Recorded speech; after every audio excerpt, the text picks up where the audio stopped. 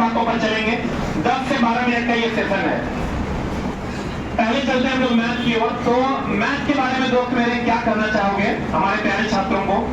आप ही के बीच में है चला और आप ही के बीच से आया है, इसी बेंच इसी डेस्क पे बैठा करता था, और आज सचिवालय अगर आप कभी जाइएगा अपने काम से तो इसको पाइएगा वहां। तो मेरे दोस्त मैथ के बारे में आप क्या करना चाहिएगा? चला मैथ को थोड़ा सा एक्सप्लेन करो कि मैथ के बारे में तुम क्या करना चाहोगे, क्या स्ट्रेटजी प्रॉपर मैथ के लिए होनी चाहिए प्यारे बच्चों की? सबसे पहले हम अपना परिचय देते हैं। मेरा नाम शांतनु कुमार हुआ, हम दरभंगा जिला से हैं और मेरा अंतिम रूप से चयनित Bihar SSC CGL 3 graduate level का जो है उसमें एएसओ पद पे, सचिवालय सहायक पद पे हुआ है। और आप लोग को एग्जाम पैटर्न पता ही होगा। 150 क्वेश्चन होता है जिसमें 50 रीजनिंग, 25 मैथ, 25 साइंस और 50 जीके रहता है, जिसमें हम लोग बात कर रहे हैं पहली स्ट्रेटजी मैथ की। मैथ में 25 क्वेश्चन रहते हैं जिसको दो भाग में हम लोग बांट के देखते हैं। एक 20 क्वेश्चन आपको अर्थमेटिक रहेगी और 5 क्वेश्चन मैक्सिमम देखा गया है सो एडवांस रहेगा। एडवांस में भी वो रहता है जो क्षेत्रमिति और बेसिक अलजेब्रा और कभी कभी 1-2 क्वेश्चन त्रिकोणों को देखा गया है जो वैल्यू पुटिंग से देखा गया है। और 20 क्वेश्चन में आपको टोटल स्कोर करने की जरूरत नहीं है क्योंकि कटअप 150 में 150 नहीं जाती है। 150 में 110 की टारगेट कीजिए, आपकी सफलता जरूर होगी। पीटी के लिए 110 नंबर में रिजल्ट हो जाएगा। जी सर, बिल्कुल। Very good. एक बार फिर से तुम इस स्ट्रेटजी को बताओ। बच्चे ये जानना चाह रहे हैं कि एडवांस मैथ की अगर हम बात करें, एडवांस मैथ में किस सेक्शन से क्वेश्चन आते हैं और किस सेक्शन पर बच्चों को ध्यान देना चाहिए बीएसएससी इंटर स्तरीय के लिए? एडवांस में आप 3 सेक्शन को ले लीजिए। अगर प्रीवियस ईयर अध्ययन किया होगा तो आप लोग को मिल जाएगा उसमें क्वेश्चन, क्षेत्रमिति, अलजेब्रा और त्रिकोणों। अच्छा ये बताओ, क्षेत्रमिति से किस लेवल का क्वेश्चन रहता है? क्षेत्रमिति से कभी कभी देखा गया तो हाई लेवल या मॉडरेट लेवल का क्वेश्चन रहेगा। मैक्सिमम टाइम देखा गया है जो क्वेश्चन रहेगा आपको फार्मूला बेस्ड ही क्वेश्चन देखने को मिलेगा। मतलब 10% ऐसा है कि टफ क्वेश्चन रहेगा, 90% क्षेत्रमिति का जो क्वेश्चन है वो फार्मूला बेस्ड रहेगा। सही है।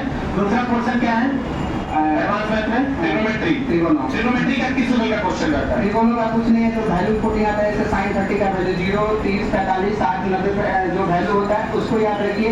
और जो एलिमेंट्री होता है जैसे sin square theta plus cos square theta, sec square theta minus tan square theta, ये जो वैल्यू होता है डायरेक्टली पूछता है, मतलब नॉर्मल रेंज के क्वेश्चन होता है। तीसरा कौन सा चैप्टर आपने बताया? अलजेब्रा में जैसे x + 1 / x बराबर समथिंग दिया है, पूछ देगा x - 1 / x का वैल्यू क्या होगा या x² + 1 / x² का वैल्यू क्या होगा या उसका क्यूब करके पूछे। यही नॉर्मली बेसिक क्वेश्चन अलजेब्रा, ट्रिगोनों और क्षेत्रमिति से आपको देखने को मिलेगा। ज्यादा परेशानी आपको नहीं करेगा एग्जाम। अच्छा तो पढ़ने का मतलब है कि एडवांस मैथ में आपको अलजेब्रा देखना है, ट्रिग्नोमेट्री देखना है और तीसरा चैप्टर क्षेत्रमिति देखना है, और इन तीनों में नॉर्मल लेवल को ही टच करना है। यानी एडवांस मैथ में बहुत ज्यादा दिमाग आपको बीएसएससी के लिए नहीं लगाना है। अच्छा थोड़ा सा आप एडवांस मैथ के अलावे अगर मैथमेटिक्स की बात करें तो मैथमेटिक्स में आप किस किस चैप्टर को कहेंगे कि ज्यादा जोर देना है, जैसा कि आप टिक लगाए हुए हैं? तो देखिए अर्थमेटिक में 20 क्वेश्चन है, जहाँ पे आप कुछ क्वेश्चन टॉपिक को भी छोड़ दीजिएगा तो आप मैक्सिमम स्कोर करके आ सकते हैं, ज़्यादा आपको परेशानी भी नहीं होगी। जैसे नंबर सिस्टम मैक्सिमम लोगों को आता ही है, जैसे LCM SCF और उसके बाद सिंप्लीफिकेशन। अगर ये 3 टॉपिक को आप टच करते हैं तो मैक्सिमम 5 से 6 क्वेश्चन आप बनाकर एग्जाम से आइएगा। प्रीवियस ईयर आपके सामने उससे देख सकते हैं।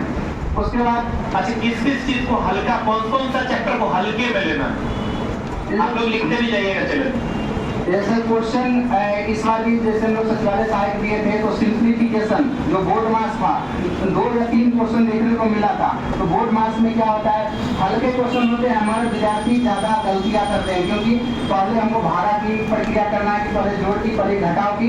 इसमें क्या होता है हड़बड़ी में हम लोग जल्दबाजी करते हैं, आंसर तक नहीं पहुंच पाते हैं। ऐसे थोड़ा भी मिस्टेक होगा तो आंसर, क्योंकि ऑप्शन 4 रहता है, बोर्ड भी उसी तरह से ऑप्शन को तैयार करते हैं जहाँ तक हमारा दिमाग पहुँचता है। इसी तरह से तो हमको खाली ये बताइए, पढ़ना तो क्या है ये इनको पता है, छोड़ना क्या है, किसको हल्के में लेना, वो चैप्टर का नाम आप बता दीजिए थोड़ा। देखिए जैसे आपको मिक्सड एलिगेशन में है, मिक्सड एलिगेशन नॉर्मल वे में पढ़ लीजिए, जिसको क्रॉसिंग करके जो वैल्यू आता है उसके अलावा ज़्यादा डीपली नहीं पढ़ना है आपको। जैसे रेस हो गया, रेस चैप्टर को कोई जरूरी नहीं है ज़्यादा पढ़ने की। टाइम एंड डिस्टेंस में जो नॉर्मल क्वेश्चन होते हैं जो फॉर्मूला बेस्ड, जैसे औसत चाल या औसत दूरी निकालने वाला होता है। जो ट्रेन का क्वेश्चन होता है जो डायरेक्टली या अपेक्षित चाल से होगा क्वेश्चन, जो डायरेक्टली फॉर्मूला बेस्ड होता है, या एक ट्रेन दूसरे ट्रेन को कितना देर में गुजारेगा सो। और बोर्ड टेस्टिंग को छोड़ दीजिए, आप इधर मिक्सर इरिगेशन छूट गया, percentage profit loss SI CI attainment work, और उधर आपको 3 टॉपिक बताए थे, LCM SCF, नंबर सिस्टम और सिंप्लीफिकेशन। मैक्सिमम क्वेश्चन आप करके सबसे बेहतर करके आप आइएगा। चलिए एक बार आप लिख लीजिए बच्चे, एक बार हाईलाइटेड चैप्टर जो मैथ के है उसको एक बार आप लिखा